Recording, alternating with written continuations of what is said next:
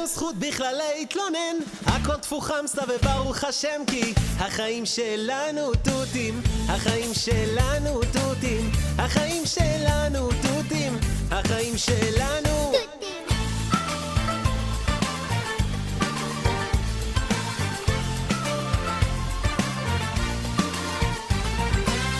כל בוקר בפקקים, המורים פה דוחקים, ללמוד לא מפסיקים, לפעמים גם מנקים. אסור פה לאחר, בשיעור לא לנקר, רצים רק בחצר, והפתק לשומר.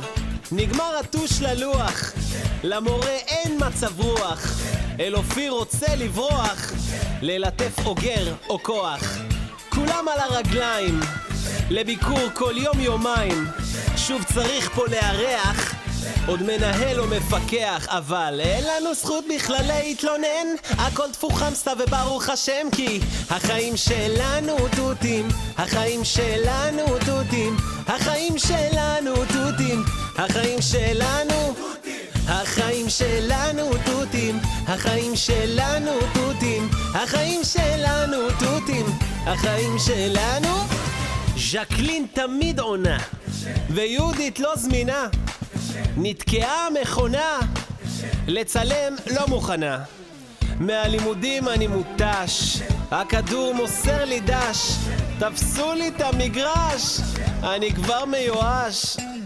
התור בברזייה נקראה הציליה, המנה לא אפויה והמורה שוב לא פנויה, אבל תודה על הרוח, על מנהל עם מצב רוח, מורים עם נשמה עושים כל משימה, על אהבת הרע, על חבר שמסייע, על בעלי חיים שאותנו משמחים, על פעילות בגינה ועל שיר ונגינה, על שיעור התעמלות, העיקר הבריאות, תחרויות וחידונים, תערוכות ומבצעים, ועל צוות המנהלה שדואג שלא יהיה פה מסבלה.